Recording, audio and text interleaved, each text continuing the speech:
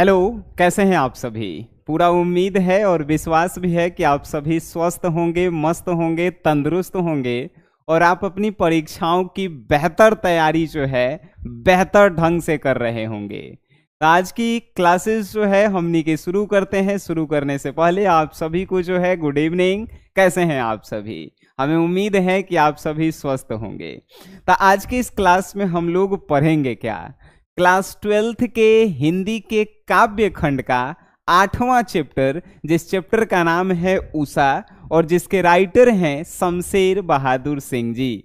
आइए इस चैप्टर को जो है हमनी के पोस्टमार्टम करते हैं, यानी एक एक चीज को लेखक से लेके आप पूरा चैप्टर के हिंदी अर्थ तक जो है पढ़ेंगे, जिससे आपसे एग्जाम में क्वेश्चन छूटता ही नहीं है कि नहीं।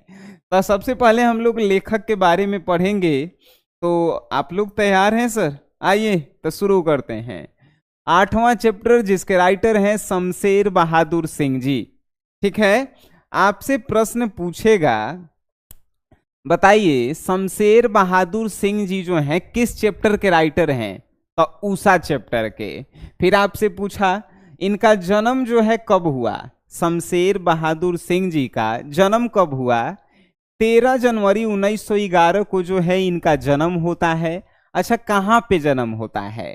तो देहरादून उत्तराखंड में। 13 जनवरी जो है 1911, 13 जनवरी 1911 को देहरादून उत्तराखंड में जो है इनका जन्म होता है। अब निधन कब होता है? तो डेट नहीं, सिर्फ जो है ईयर्स यानी साल जो है आपको याद करना है। 1993 में जो है इनका निधन हो जाता है। 13 जनवरी 1911 को जो है जन्म होता है देहरादून उत्तराखंड में और निधन कब? 1993 में हो जाता है। आपसे क्वेश्चन पूछता है कि इनके माता जी का नाम क्या है? शमशेर बहादुर सिंह जी के माता जी का नाम तो प्रभुदेई है और पिताजी का नाम तारीफ सिंह। शमशेर बहादुर सिंह जी के माताजी का नाम प्रभुदेई और पिताजी के नाम तारीफ सिंह है। तारीफ सिंह क्या थे? तो कलेक्ट्रिएट में रीडर थे और साहित्य प्रेमी थे। कलेक्ट्रिएट कहने का मतलब डीएम ऑफिस होता है, उसमें पढ़ने का वो काम करते थे और वो साथ ही साथ जो है साहित्य के प्रेमी थे। साहित्य उनको जो है काफी ज्यादा पसंद था। अब आगे जो है ये सब क्वेश्चन नहीं पूछता है, लेकिन ये जरूर पूछता है कि शमशेर बहादुर सिंह जी के माताजी के का नाम था, पिताजी के का नाम था। आपसे क्वेश्चन पूछा इनकी शिक्षा जो है कैसे हुई? तो 1928 में हाई स्कूल से जो है पढ़े, 1931 में जो है इंटर किए और 1933 में जो है बीए किए। देख लिए, 28 में मैट्रिक किए, 1928 में मैट्रिक और उसके बाद 31 में इंटर किए और 33 में जो है बीए किए। बीए कहाँ से किए? तो इलाहाबाद से किए। इलाहाबाद, ठीक है, इलाहाबाद से। 1938 में जो है ये एमए किए। ये सभी बातें जो हैं आपको अपने दिल और दिमाग दोनों में रखना है। बात समझ में आ रही है?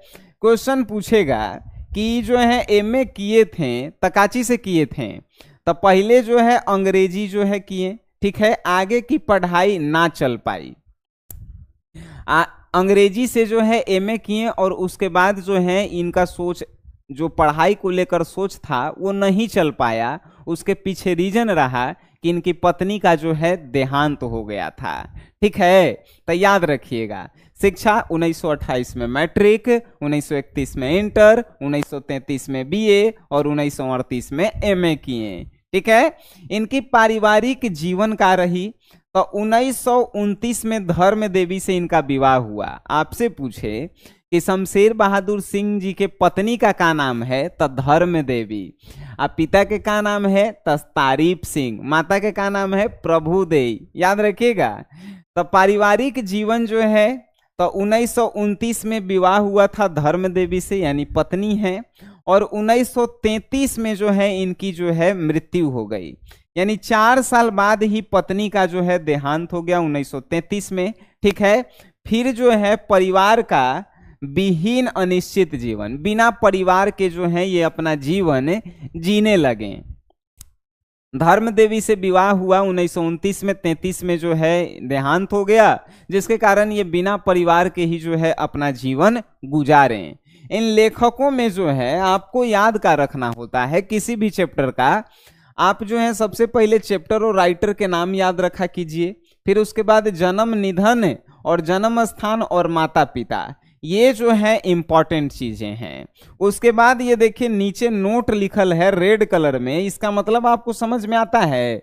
रेड कलर मतलब कि खतरे की घंटी, यानी आपके एग्जाम में पूछे जाने वाले इंपॉर्टेंट क्वेश्चन होते हैं रेड कलर में।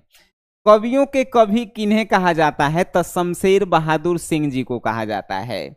आधुनिक काल के कवि कहे जाते हैं शमशेर बहादुर सिंह जी, याद रखिएगा, आधुनिक काल के कवि हैं शमशेर बहादुर सिंह जी। और कवियों के कवि किन्हें कहा जाता है? तो शमशेर बहादुर सिंह जी को।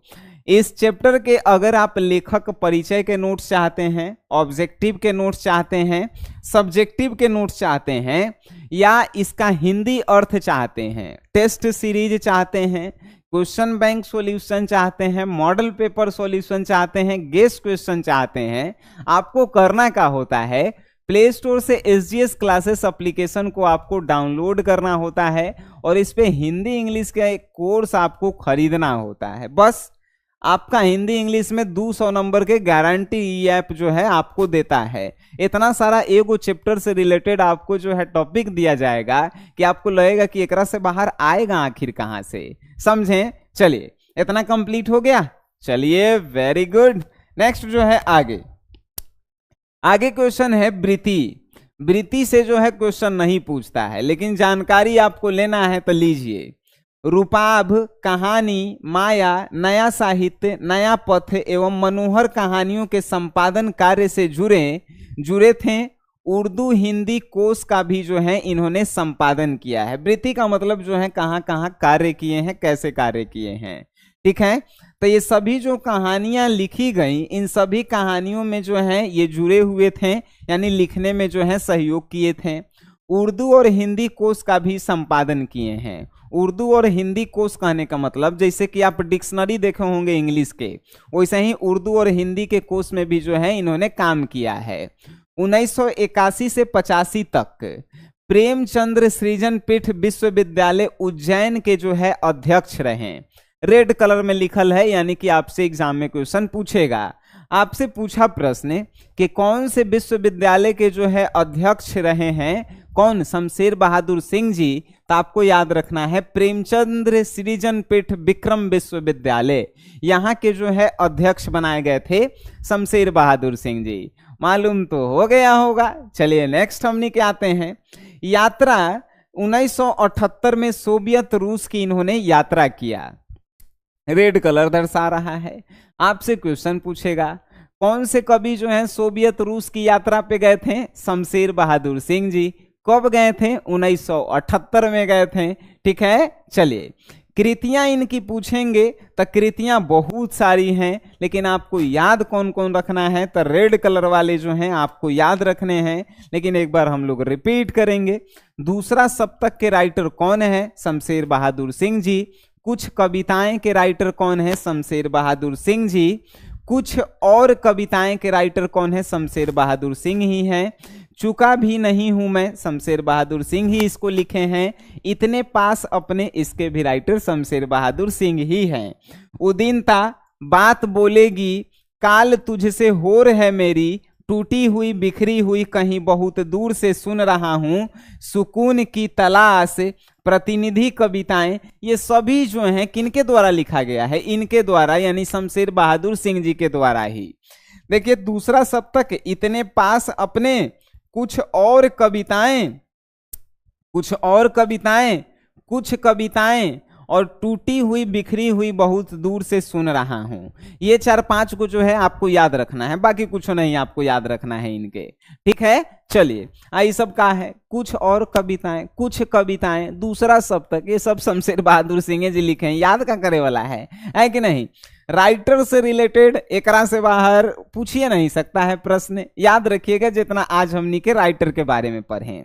राइटर से कंप्लीट हो गया तो हाथ उठाइए, ठीक है, अब जो है हमनी के इस चैप्टर के बारे में पढ़ेंगे, एकदम बउआ वाला हिंदी अर्थ में पढ़ेंगे। आइए सभा को शुरू करते हैं। तो कविता जो है किस चीज के बारे में व्याख्या करती है, तो जान लीजिए। सूर्य उगने से पहले जो आकाश का कलर होता है उसकी पवित्रता के बारे में लेखक ने जो है व्याख्या किया है कि कैसा होता है। सूर्य उगे से पहले कभी आप उठे हैं भोर में उठे होंगे तो देखिएगा आकाश के कलर एकदम नीला रहता है, ठंडा हवा चलते रहता है। तो वह मौसम के बारे में जो है व्याख्या किया जा रहा है। ठीक है, चलिए हमनी के शुरू करते हैं।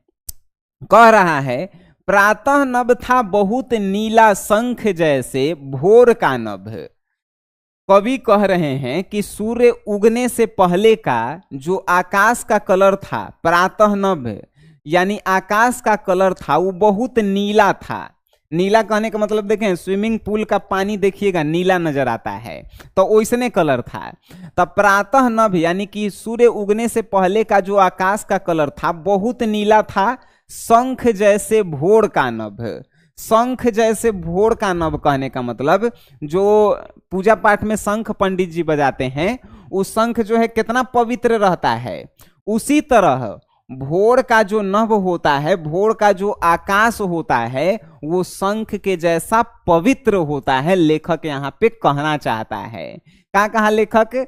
तो सुबह का आकाश का कलर बहुत नीला था, शंख के समान जो है पवित्र होता है सुबह का आकाश का कलर। ठीक है, चलिए आगे। राख से लीपा हुआ चौका अभी गीला पड़ा है। जैसे देखिएगा हमनी के घरे पूजा पाठ होता है तो गोबर माटी से जो है वो जहां पे पूजा पाठ होता है लिपा जाता है। तो वैसे ही जो है सुबह का जो है जो ठंडी ठंडी हवाएं बहती है उसके बारे में लेखक क्या कह रहा है कि राख से लीपा हुआ चौका अभी गीला पड़ा है। यानी जो सूर्य उगने से पहले जो आकाश का कलर है, लेखक कह रहा है कि राख से लीपा हुआ धरती कैसे पवित्र हो जाता है, गोबर माटी से लिप देते हैं तब, वैसे ही सुबह के आकाश जो है नजर आ रहा है कि वो जो है राख से लिपा हुआ है, एकदम पवित्र है, उसकी पवित्रता की व्याख्या किया जा रहा है। और अभी गीला पड़ा है, अभी सूखबो नहीं किया है। यानी देखिएगा जब सुबह आप उठिएगा सूर्य उगने से पहले तो एकदम ठंडा मौसम, थोड़ा थोड़ा जो है हल्का हल्का जो है ठंडा के दिन में देखिएगा शीत भी गिरता है। तो उसी को कह रहा है लेखक कि राख से लिपा हुआ जैसे पवित्र है और अभी गीला पड़ा है, अभी सूखा भी नहीं है। बहुत काली सिर जरा से लाल केसर से जैसे धुल गई हो। यानी बहुत काली सिल कहने मतलब कि काला पत्थर। ठीक है, तो लेखक कह रहा है कि बहुत काली सिल यानी कि बहुत काले पत्थर को जरा से लाल केसर से की जैसे धुल गई हो। आकाश सूर्य उगने से पहले का जो आकाश का कलर हो रहा है उसके जो है लेखक का व्याख्या कर रहे हैं। तो लेखक कह रहा है कि ऐसा लग रहा है कि बहुत काला पत्थर को जो है अभी अभी लाल केसर से क्या किया है, धोया गया है। यानी सूर्य उगने से पहले देखिएगा लालिमा एकदम आकाश में छा जाता है। लालिमा छठ पूजा में देखे हैं कि नहीं, सूर्य उगने से पहले एकदम लाल हो जाता है। तो लेखक उसी की व्याख्या कर रहा है कि बहुत काली सील यानी बहुत काले पत्थर को लग रहा है कि अभी लाल केसर से धोया गया है। ठीक है, स्लेट पर या लाल खरिया चाक मल दी हो किसी ने। लेखक और कह रहा है स्लेट जैसे हमने के बचपन में क ख ग जिस पे लिखते थे, आंगनबाड़ी में पढ़े जाते थे, तो वैसे ही लेखक कह रहा है कि लग रहा है, आकाश का कलर देख के जो है लेखक कह रहा है कि ऐसा लग रहा है कि स्लेट जो है, स्लेट पे लाल खरिया चौक से जो है किसी ने घिस दिया है, मल दिया है। आकाश के कलर देख के लेखक क्या कह रहा है कि जैसे हमने के स्लेट मिलता था तो उज्जर चौक से पूरा एकदम जो है रंग देते थे तो उज्जर हो जाता था, तो वैसे ही लेखक कह रहा है कि लग रहा है कि अभी जो है आकाश के कलर जो है उस स्लेट के जैसन है और उस पे लाल जो है खरिया चौक से जो है कोनो रंग देले है, तो एकदम लालिमा दिखाई दे रहा है। ठीक है, आगे जो है लेखक क्या कह रहा है, नील जल में या किसी की गौर झिलमिल देह जैसे हिल रही हो। लेखक को ऐसा प्रतीत हो रहा है कि नीला जल में यानी आकाश का कलर जो है सुबह नीला है, तो नीला जल में जो है एकदम सुंदर लड़की, एकदम सुंदर गोड़ युवती लड़की क्या कर रही है, तो उसमें स्नान कर रही है, हिल डोल रही है। झिलमिल मतलब कि हिल डोल रही है। लेखक को सूर्य उदय होने से पहले आकाश का कलर देखिए कितना जो है कितना सुंदर लग रहा है। क्या कह रहा है कि ऐसा प्रतीत हो रहा है कि नीला जल में कोई सुंदर लड़की जो है एकदम जो है झिलमिल यानी कि एकदम सुंदर लड़की जो है हिल डोल रही है, जैसे हिल रही हो। और जादू टूटता है इस उषा का, अब सूर्योदय हो रहा है। और ये जितना भी जो है लेखक व्याख्या किया है, क्या व्याख्या किया है, तो सूर्योदय होने से पहले जो आकाश का कलर होता है शंख के समान पवित्र होता है, राख से लिपा हुआ राख से लिपा हुआ जो है प्रतीत होता है, और काची तो लाल केसर से धोया हुआ प्रतीत होता है, या लाल खरिया चौक से जो है घिसा हुआ प्रतीत होता है। और का प्रतीत होता है तो लगता है कि नीला जल में कोई लड़की जो है झिलमिल उसका देह जो है हिल डोल रहा है। ये सभी जो है जादू हैं, ये जादू टूट जाता है। कैसे? क्योंकि अब जो है उषा मतलब प्रकाश जो है आ रहा है, क्योंकि सूर्योदय अब हो रहा है।